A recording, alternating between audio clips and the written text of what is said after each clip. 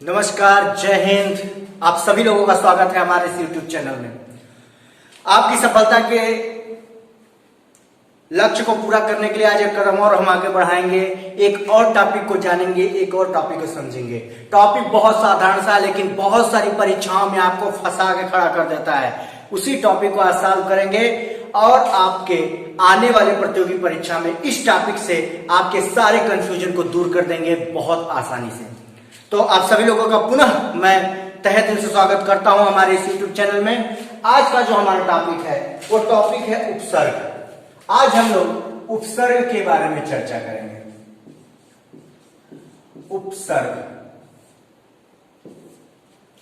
उससे पहले मैं दोस्तों आपको बताना चाहूंगा कि परीक्षाएं बहुत आती जा रही हैं, जल्दी जल्दी और आएंगे भी, तो तैयारी को निरंतर करते रहिए। तैयारी को छोड़िए मत, लगे रहिए, क्योंकि अगर आप लगे रहेंगे तभी आप अपने मंजिल को पा सकते हैं, अपनी सफलता को हासिल कर सकते हैं। आपकी सफलता ही हमारा ध्येय है, आपको सफल कराना ही हमारा मकसद है। ये जो भी वीडियो हम बनाते हैं, जो भी टॉपिक के लिए, हमारा एक ही मकसद होता है, हमारी पूरी टीम का एक ही मकसद होता है कि जो टॉपिक आपके लिए लेके आया जाए वो टॉपिक आपको परीक्षा में मिले, वो टॉपिक आपको परीक्षा में सफल कराए, वो टॉपिक आपको परीक्षा में आपके नंबर गेन कराए, ताकि आपके सपने साकार हो सके। तो आज का जो टॉपिक है, इस टॉपिक की हम चर्चा करते हैं। ये टॉपिक है उपसर्ग। उपसर्ग कहते हैं कि इसको जानने से पहले हम आपको बताना चाहेंगे कि जो शब्द निर्माण होते हैं, जो यौगिक शब्द निर्माण होते हैं, वे चार चीजों पे होते हैं: उपसर्ग, प्रत्यय, संधि और समास। तो मेरे पिछले वीडियो संधि और समास की वीडियो है, उनको भी देख लीजिए यदि आपने नहीं देखा है तो, और वीडियो को पूरा देखिएगा, क्योंकि अगर परीक्षा में उपसर्ग से क्वेश्चन को आपको क्रैक करना है, क्वेश्चन को आपको हल करना है, क्वेश्चन से आपको नंबर लेना है, तो वीडियो को पूरा देखना पड़ेगा। वीडियो छोटा जरूर है भैया, लेकिन बहुत काम की चीज है, आग लगा देगी एकदम। मतलब समझ लीजिए कि परीक्षा में आप फंसोगे नहीं, इस बात की मैं गारंटी देता हूं। तो आइए शुरू करते हैं उपसर्ग। उपसर्ग होता क्या है दोस्तों? तो उपसर्ग के बारे में देखिए, ये दो शब्दों से मिलकर बना हुआ है उपसर्ग, उप और सर्ग। उप और सर्ग, ये दो शब्दों से मिलकर बना हुआ है उपसर्ग। उप का मतलब होता है निकट, है ना, निकट या समीप भी कह सकते हैं। और सर्ग का मतलब होता है सृष्टि करना या रचना करना। ठीक है दोस्तों, ठीक है।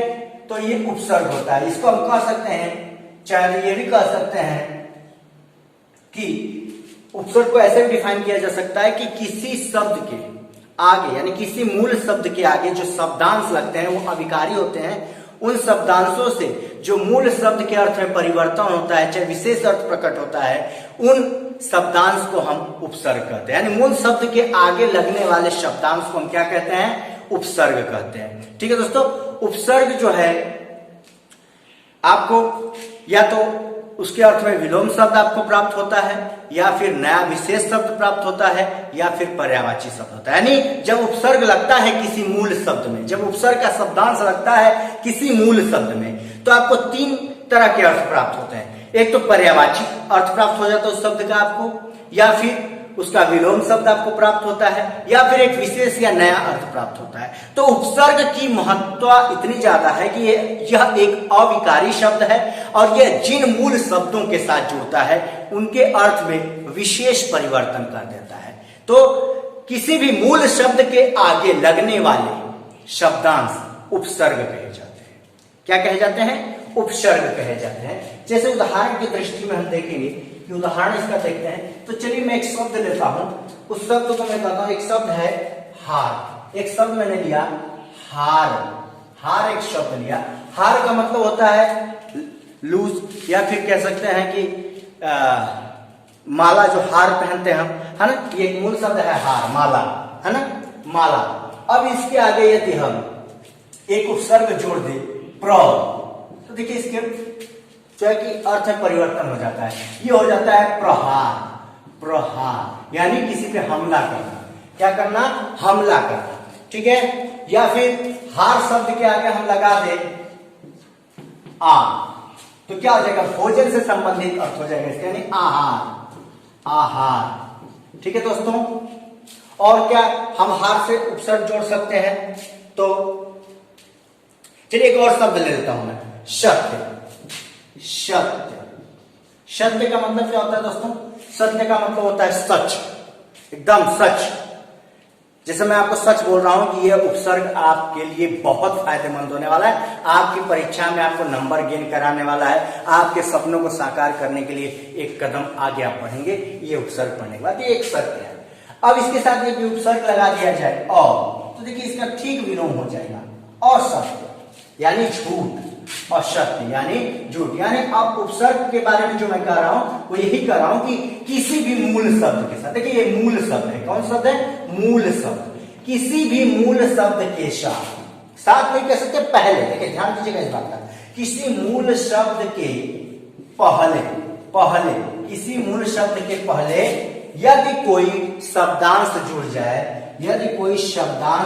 जाए, और उससे उस मूल शब्द के अर्थ में क्या हो? एक विशेष प्रकार का परिवर्तन, एक विशेष परिवर्तन, ठीक है, विशेष बदलाव या परिवर्तन कह सकते हैं ना, तो उसे हम क्या कहेंगे? उन शब्दांश को ही हम उपसर्ग कहेंगे। क्या कहेंगे? उपसर्ग कहेंगे। ठीक है दोस्तों, देखिए उपसर्ग का हिंदी में प्रयोग जो होता है 3 तरह से होता है। संस्कृत के उपसर्ग, हिंदी के उपसर्ग और आगत उपसर्ग। कौन कौन से उपसर्ग? संस्कृत के उपसर्ग, हिंदी के उपसर्ग और आगत उपसर्ग। आइए देखते हैं। संस्कृत के उपसर्ग,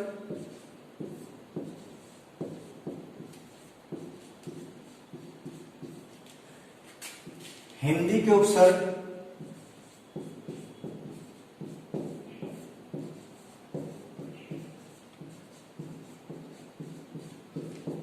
और आगत उपसर्ग।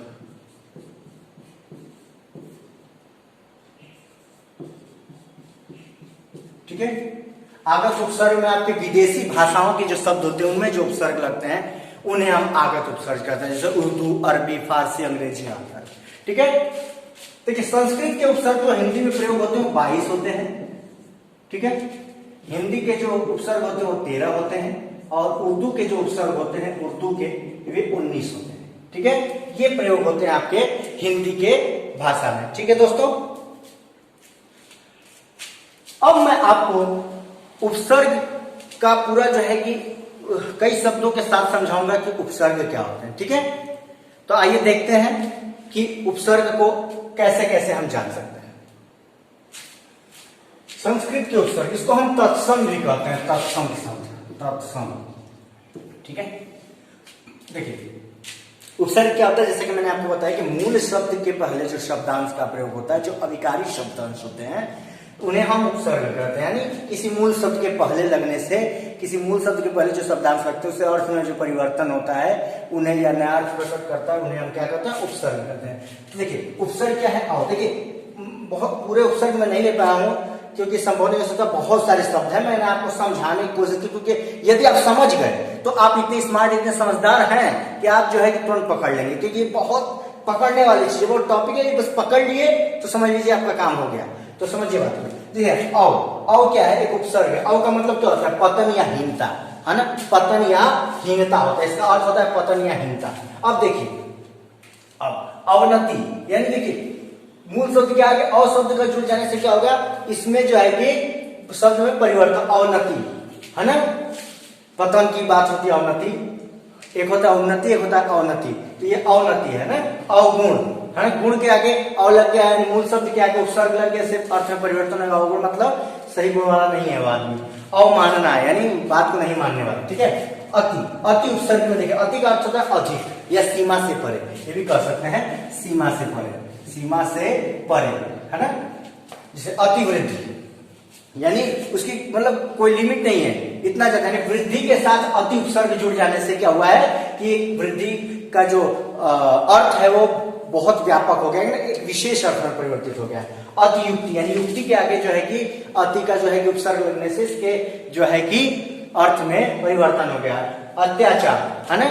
तो देखिए ये उपसर्ग क्या होते हैं? उपसर्ग वो होते हैं जो मूल शब्दों के आगे जुड़ करके, मूल शब्दों के आगे जुड़ करके जो शब्दांश एक विशेष अर्थ प्रकट करा देते हैं मूल शब्द से, उन्हें हम उपसर्ग कहते हैं। जैसे देखिए अधि, अधि का मतलब तो ऊपर या श्रेष्ठ या समीपता, जैसे अधिकृत, अधिकार, है ना, अनु, अनु का मतलब होता है पीछे या क्रम या समानता, ठीक है। अनु का अर्थ क्या होता है? पीछे, क्रम या समानता। जैसे अनुमान, अनुकूल, ठीक है। ये एक मान, मान का मतलब क्या होता है कि मान सम्मान की जहां बात है, सम्मान से संबंधित है, तो अनु जुड़ जाने से क्या होगा? अनुमान, यानी एक मतलब सोच की अनुमान लगाया था कि मैं इतना नंबर पाऊंगा, इतना नहीं पा पाया, ठीक है। अनुकूल का मतलब होता है जो है कि परिस्थिति के साथ साथ, है ना। परा, परा उपसर्ग क्या होता है? परा का मतलब होता है विपरीत या अनादर, ठीक है। जैसे पराधीन, परामर्श, है ना। सम या सम, देखिए दोनों एक ही है। संयोग या पूर्णता किसका अर्थ होता है? संतोष, संतोष मतलब क्या होता है? धैर्य रखना या संतोष करना। संचय मतलब जमा करना, इकट्ठा करना।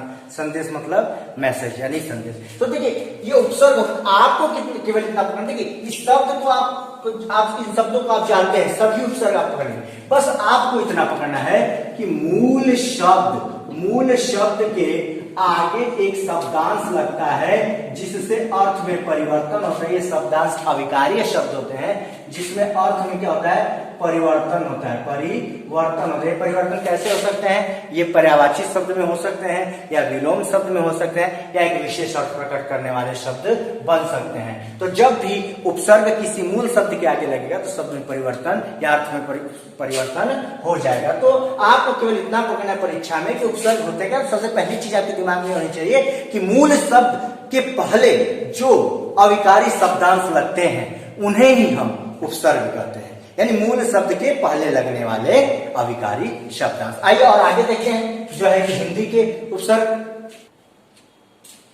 देखिए हिंदी के उपसर्ग जिन्हें तद्भव भी कहते हैं।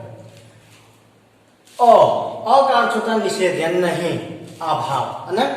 अब देखिए पढ़ क्या है? पढ़ना। अब इसके आगे उपसर्ग लग जाने से इसका जो है कि क्या हो जाएगा? एकदम विपरीत अर्थ हो जाएगा, यानी अनपढ़ यानी नहीं पढ़ा, ठीक है। अनाम, नाम क्या है? किसी का नाम। और लेकिन उसके सामने अगर उसके आगे अ जो है कि विसर्ग आ जाए, अरे सॉरी माफ कीजिएगा, उपसर्ग आ जाए तो क्या हो जाएगा? यानी जिसका नाम ना हो। था, यानी किसी चीज का था लगाया जा सकता है, अनुमान लगाया जा सकता है, लेकिन था के आगे यदि अ जो है कि उपसर्ग आ जाएगा तो क्या हो जाएगा? एकदम विपरीत हो जाएगा, इसलिए था नहीं लगाया जा सकता, ठीक है। तो उपसर्ग का बहुत बड़ा जो है कि इफेक्ट पड़ता है मूल शब्दों पे। अध, अध का मतलब आधा, अध लिखा, यानी लिखा रहता तो पूरा लिखा होता है, अध लिखा मतलब आधा लिखा गया। अध पका, यानी पका नहीं है, यानी पका के आगे अध जो है कि उपसर्ग लगा हुआ, इसलिए क्या हो गया? आधा पका हुआ। कु, कु का मतलब होता है बुरा, जैसे कुपात, कुपुत, कुपूत, कुलेख, है ना। कुपात्र मतलब क्या होता है? मतलब सही अच्छा आदमी नहीं है, कुपात्र है। कुपुत का मतलब क्या होता है? पूत के आगे उपसर्ग कु लगा हुआ तो क्या हो गया? यानी बेटा अच्छा नहीं, पूत अच्छा नहीं, है ना। कुलेख यानी सही नहीं लिखा हुआ, गलत लिखा हुआ, गंदा लिखा हुआ। स का मतलब साथ या सही, सगोत्र यानी हमारे गोत्र के साथ। सरस यानी एकदम साथ, सरस है ना, सारा सही, सजग, ठीक है। सु, सु उपसर्ग का मतलब होता है अच्छा या सही, जैसे सुकर्म, कर्म मतलब कर्म, सु लगने, उपसर्ग लगने से उसका और जो है कि अर्थ में एक और जो है कि पावरफुल अर्थ हो जाता है उसका, जो है सुकर्म यानी बहुत अच्छा कर्म, ठीक है। सुपूत यानी पूत तो समझ में आ रहा है कि बेटा, लेकिन बेटा में भी जो अच्छा बेटा है उसे हम क्या कहेंगे? सुपूत कहेंगे। सुले यानी जो लिखने में अच्छा है, लेकिन उस अच्छा लिखने में भी जो अच्छा है लिखावट, उसे हम क्या कहते हैं? सुले। यानी उपसर्ग का देखिए मूल शब्दों के साथ जुड़ते ही देखिए अर्थ में क्या हो जा रहा है? परिवर्तन हो जा रहा है। उपसर्ग बहुत पावरफुल चीज है, ठीक है। दू, दू का मतलब बुरा या ही, ये हिंदी के उपसर्ग के बारे में बात कर रहा हूं। तो दू का मतलब बुरा या ही होता है, जैसे दुकाल, बहुत बुरा समय। काल का मतलब क्या होता है? समय। दू का मतलब होता है बुरा, यानी बहुत बुरा समय। दुशाध्य यानी साधना योग नहीं, यानी साधित नहीं, ठीक है। नी का मतलब होता है नहीं आभाव, तो इसका निधड़, निडर या निकम्मा। तो ये उपसर्ग है। बस आपको इतना पकड़ना है कि उपसर्ग जब मूल शब्द के साथ जुड़ता है तो उसके अर्थ में परिवर्तन, जब ये पकड़ना सीख जाएंगे तो कोई भी प्रश्न आ जाए, कोई भी शब्द आ जाए, आप जो है कि एकदम विचलित नहीं होंगे, आराम से कर देंगे, ठीक है। तो इसलिए मैंने आपको एकदम बेसिक चीज पकड़ा दी। देखिए पकड़ने का आपका तरीका चाहिए, मैंने पढ़ा बहुत मेहनत से, आप बस एक बार पकड़ लीजिए इस बात को, देखिए आप उपसर्ग में हीरो हो जाएंगे। आइए उर्दू के कुछ शब्द देख लेते हैं। देखिए उर्दू के उपसर्ग, इन्हें हम आगत उपसर्ग भी कहते हैं। देखिए यहाँ मैं लिख भी रहा हूं, आगत उपसर्ग। आगत उपसर्ग यानी विदेशी भाषा है, ठीक है। आगत उपसर्ग। अब उर्दू के उपसर्गों का हम प्रयोग करेंगे, तो जैसे कम, कम उर्दू का शब्द है और इसका अर्थ होता है थोड़ा। तो कम उम्र यानी उम्र में कम, यानी कम उम्र यानी थोड़े उम्र का। कमजोर यानी जोर है उसका वो कम है, ठीक है, यानी कमजोर, कम अक्ल यानी अक्ल में कम, है ना। तो जहां पे देखिए उपसर्ग लग जा रहा है उसके अर्थ में कितना परिवर्तन हो जा रहा है। देखिए उम्र, उम्र का मतलब क्या होता है, आयु होता है, और आयु के आगे उपसर्ग कम लग जा रहा है तो क्या हो जा रहा है, कम उम्र। इसको काट देते क्या, उम्र एक उम्र यानी आयु, और कम का मतलब होता है आपका कम, यानी थोड़ा सा, यानी कम आयु यानी थोड़े आयु, ठीक है। तो देखिए उपसर्ग से परिवर्तन हो जा रहा है मूल शब्द में। खुश, खुश का मतलब अच्छा, है ना, प्रसन्न, खुशबू, है ना, खुश दिल, खुशहाल, है ना, यानी जिस हाल में, हाल क्या है, हाल में स्थिति होती है ना, स्थिति, और खुश का मतलब स्थिति में प्रसन्नता आ गई, और हाल हमारा अच्छा हो गया, यानी उपसर्ग से क्या हो गया, उपसर्ग से और खुशी हो गया। यानी उपसर्ग एक ऐसा शब्द है, एक ऐसा शब्दांश है जो किसी भी अर्थ में परिवर्तन करने के लिए सक्षम है, क्योंकि ये अविकारीय शब्द है, ठीक है। गैर, गैर का मतलब नहीं आहा, जैसे हाजिर, हाजिर का मतलब क्या होता है, प्रस्तुत, है ना, लेकिन गैर शब्द, उसके गैर शब्दांश उसके आगे जोड़ दिया जाए, हाजिर मूल शब्द के आगे, हाजिर यहाँ मूल शब्द है, और मूल शब्द के आगे गैर शब्दांश जोड़ दिया जाए तो गैर हाजिर यानी अनुपस्थित हो जाएगा, ठीक है। कानून यानी कानून के साथ चलना, लेकिन उस कानून के मूल शब्द के साथ यदि गैर जोड़ दिया जाए तो क्या हो जाएगा, कानून के खिलाफ, ठीक है। ना, ना का शब्द होता है अभाव, अभाव यानी पसंद, पसंद एक मूल शब्द है, यानी अच्छा लग रहा है, पसंद है, लेकिन उसके साथ उपसर्ग ना जोड़ दिया जाए तो बिल्कुल उल्टा हो जाएगा, ना पसंद है ना, यानी आपको जो चीज पसंद है आप उसको क्या कहोगे, पसंद है, लेकिन उसके आगे कोई उपसर्ग जोड़ दे ना, तब क्या कहोगे, ना पसंद है ना। ना समझ, अगर ना हटा दिया जाए तो समझ, यानी आप समझदार हैं, लेकिन उपसर्ग ना अगर आगे जोड़ दिया जाए समझ के तो ठीक उल्टा अर्थ हो जाएगा, यानी बेवकूफ, नाराज, ठीक है। बद, बद मतलब होता है बुरा, ठीक है, बदमाश, बदनीयत, बदतमीज, है ना, ये कभी अच्छे सेंस में प्रयोग नहीं किए जाते। तमीज की मान लीजिए बात करता हूं तो तमीज का मतलब क्या होता है, तमीज का मतलब होता है शिष्टाचार, है ना, लेकिन उसके साथ बद जुड़ जाए तो क्या हो जाएगा, अशिष्ट या अशिष्टाचार वाली बात, ठीक है। चलिए ला, ला का मतलब होता है बिना, बिना, ये उर्दू का एक शब्द है ला, जिसका अर्थ होता है बिना, यानी लाचार, है ना, यानी किसी के बिना, यानी कोई चारा ही नहीं है मेरे पास। लाजवाब यानी जिसका जवाब ही ना हो, है ना। जवाब क्या है, एक मूल शब्द है, उसके आगे क्या जुड़ गया, क्या जुड़ गया, ला जुड़ गया, यानी उपसर्ग जुड़ गया, ला उपसर्ग जुड़ गया, जिससे उसके अर्थ में परिवर्तन हो गया, यानी लाजवाब, यानी उसका कोई जवाब ही नहीं है ना। जैसे आप कोई अच्छी चीज खाते हो या कोई अच्छी चीज देखते हो तो क्या करते हो, बहुत लाजवाब चीज है, बहुत लाजवाब लगा, है ना, तो इसका कोई जवाब ही नहीं, मान लो आप उसको जो है कि बता नहीं पा रहे हो, है ना, उसको कह सकते हैं, ठीक है। सर, देखिए अब यहाँ पे सर जो है ये उर्दू का एक शब्द है, इसमें इंग्लिश का सर मत समझिएगा, ठीक है। सर, सर का मतलब होता है मुख्य, ठीक है, जैसे सरदार, है ना, देखिए सर उपसर्ग जुड़ने से क्या हो गया, मुख्य आदमी हो गया। सरताज यानी ताज के, जो ताज एक मूल शब्द है, उसके आगे उपसर्ग जुड़ गया, ताज एक, ताज मतलब क्राउन, है ना, ताज, लेकिन सर जुड़ने से क्या हो गया, सरताज, यानी ताज को पहनने वाला जो मेन आदमी है उसे हम क्या कहेंगे, सरताज कहेंगे। हम का मतलब होता है बराबर, यानी जैसे हम उम्र, यानी उम्र मूल शब्द और हम जुड़ गया तो क्या हो गया, उम्र मतलब आयु होता है, हम मतलब बराबर, यानी हमारे बराबर की आयु का, यानी हम उम्र है, ठीक है। हम वतन, हम वतन का मतलब एक साथ रहने वाले एक देश के व्यक्ति, है ना, जैसे मैं पढ़ा रहा हूँ, आप पढ़ रहे हैं, हम दोनों हम वतन हैं, मैं भी भारतीय आप भी भारतीय, ठीक है।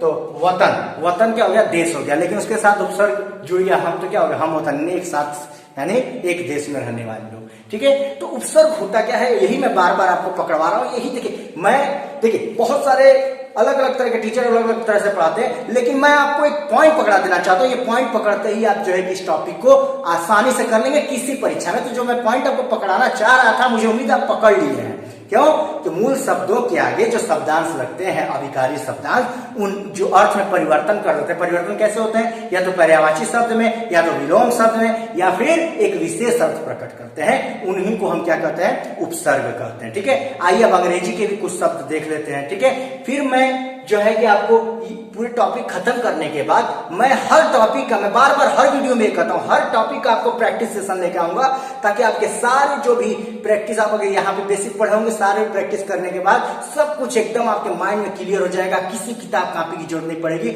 आपके दिमाग में बैठा के जाऊंगा, और परीक्षा में जाते ही आप बस हिंदी देखते ही बस कूद पड़ोगे, टूट पड़ोगे। जैसे भोजन को देखते ही भूखा आदमी टूट पड़ता है, जैसे कि शिकार को देख के शिकारी टूट पड़ता है, वैसे हिंदी के प्रश्न पत्र को देख के आपको टूट पड़ोगे, उस काबिल बना के जाऊंगा मैं आपको, इस काबिल बना दूंगा कि हिंदी का चलता फिरता किताब लगोगे आप। चलिए आइए देखते हैं अंग्रेजी के कुछ उपसर्ग। अंग्रेजी के उपसर्ग। शब्द, देखिए शब्द का मतलब क्या होता है, हिंदी के शब्द नहीं है, अंग्रेजी के शब्द की बात है, जो शब्द इस्तेमाल होते हैं सब करके।